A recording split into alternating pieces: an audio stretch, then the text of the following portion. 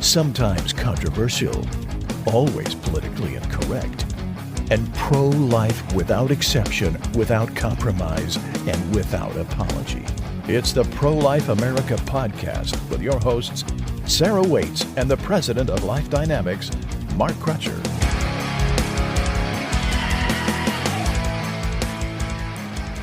Hello, everyone. Welcome back to the Pro-Life America podcast. I am your host, Sarah Waits, and I am joined by my new co-host, Mark's daughter, Sheila. Hi, everyone.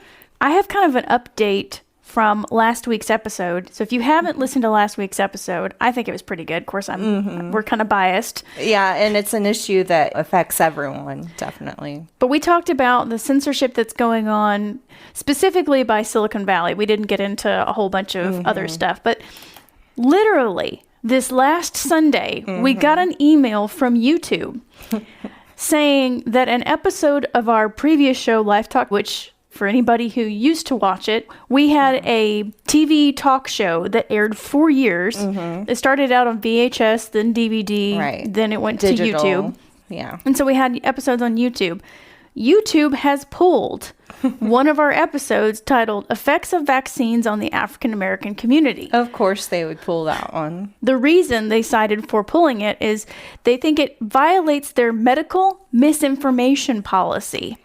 Specifically, they say that YouTube doesn't allow content that, quote, poses a serious risk of egregious harm by spreading medical misinformation about currently administered vaccines that are approved and confirmed to be safe and effective by local health authorities and by the WHO. Now, if you listen to that episode, what we're talking about is the reason why some people are not wanting to get certain vaccines, and this was long before the COVID vaccine. Yeah. This was talking about other vaccines and how some people were reporting that there was a connection between vaccines and Down syndrome within the African American community. And we had interviews on that. It was a great episode. But of course, they're using a policy that came up during the COVID stuff to blanket censor anything that they think might be against the liberal ideology. So, of course. So you can thank YouTube for that. Speaking of the left not wanting to get things out, today's topic, we're going to be talking about repeat abortions. We haven't talked about this in a while, and so we thought that this would be a good time to bring it up again. And the reality is, abortion advocates claim that repeat abortion is not a big deal, that abortion is not used as birth control. However, their own data and statistics prove that this is a lie. The rates for repeat abortions are staggering. Many people probably wouldn't know this, but the Guttmacher Institute, which is the research arm of Planned Parenthood, right, even admits that about half of all U.S. women having an abortion have had one previously. And these rates are not just seen in the United States, right? No, this is not just happening in the U.S. It's happening across the board. News coming out of England from the NHS, which is the National Health Service, their public health service, shows that some women have returned for as many as 9 terminations in their lifetime.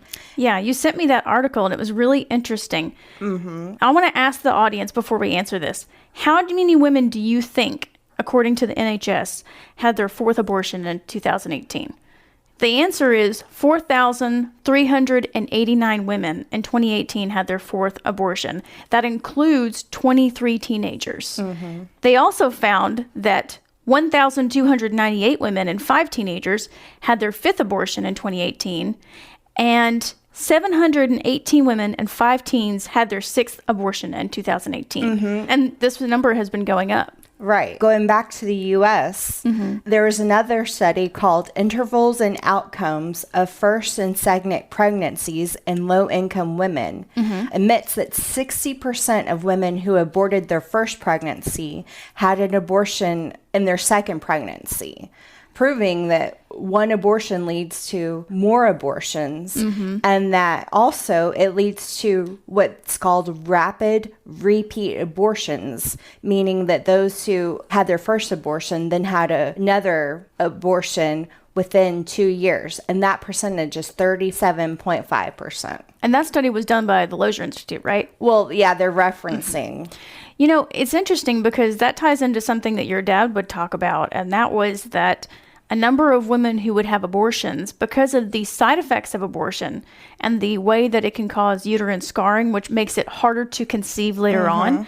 And so he said that he had talked to a number of women who got pregnant on purpose because they were concerned that they would not be able to get pregnant again. They get pregnant again and go, whoo, okay, great, I can get pregnant. But oh, wait, I don't actually want to have a child. Then they would go out and have another abortion, and then the whole cycle would repeat again. When you look at these rates and the number of repeat abortions, according to the abortion industry, they say this is primarily older women.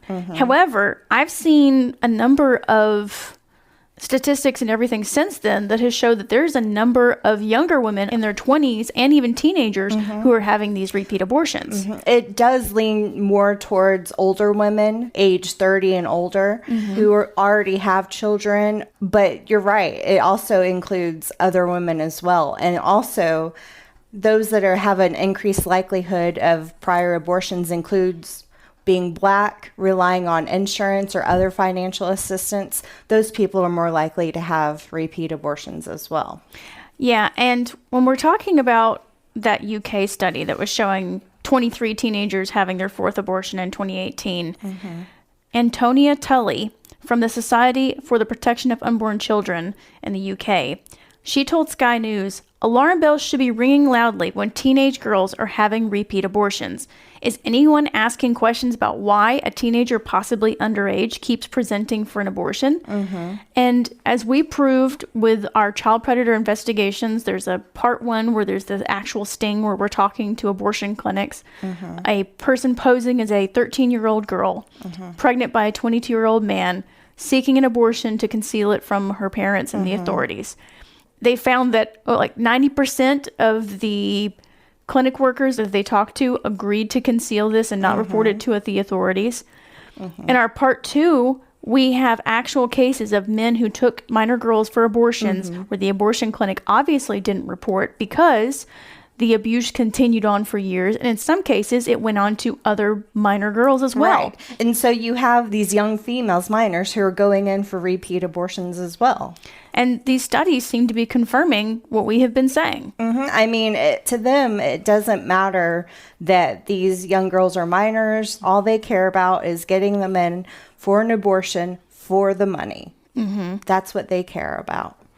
And their concern isn't about the fact that repeat abortions, I mean, even some pro-choice people will admit that, repeat abortions is concerning. But the Guttmacher Institute says that the issue is about unintended pregnancies. Well, I think the reason why they're trying to deflect and pivot and minimize the repeat abortion issue is because of public opinion. I think the public has an easier time swallowing abortion in quote rare cases, or for women who they're not prepared financially, all this other stuff, maybe one time. But when you have a woman presenting for multiple abortions, it's harder for the public to swallow that this was just a one-time rarity or whatever to help these women. Well, they blame the rates of unintended pregnancy on the politics of abortion and the culture, the culture wars. They're saying that it's the government's fault and it's the fact that abortion has a stigma.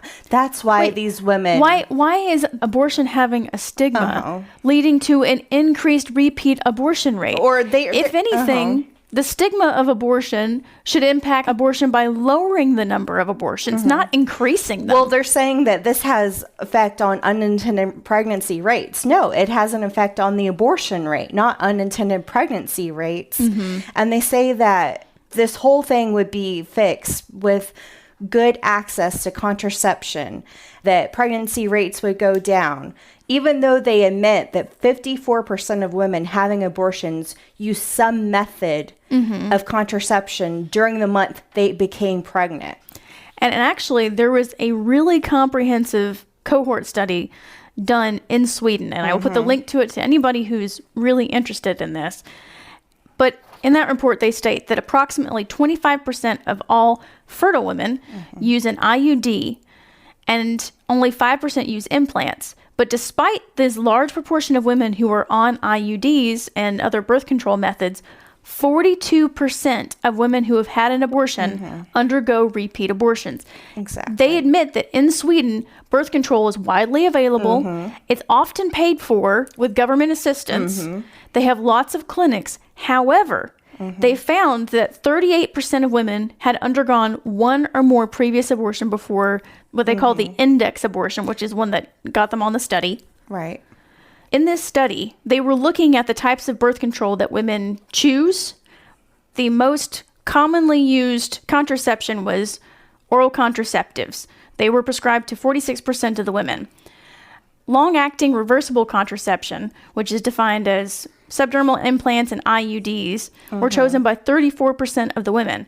However, as we just stated, 24% of the women returned for one or more repeat abortions. 5% underwent 2 or more abortions.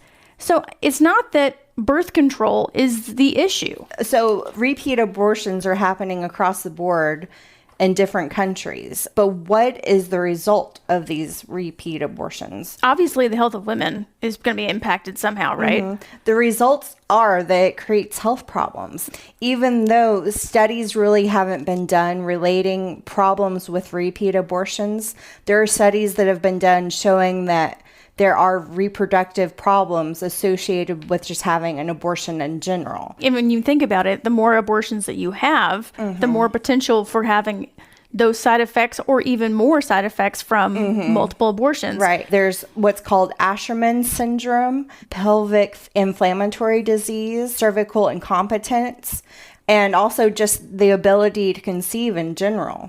Or if conception does take place, carrying the pregnancy to full term. Well, there is actually a couple of studies that have come out.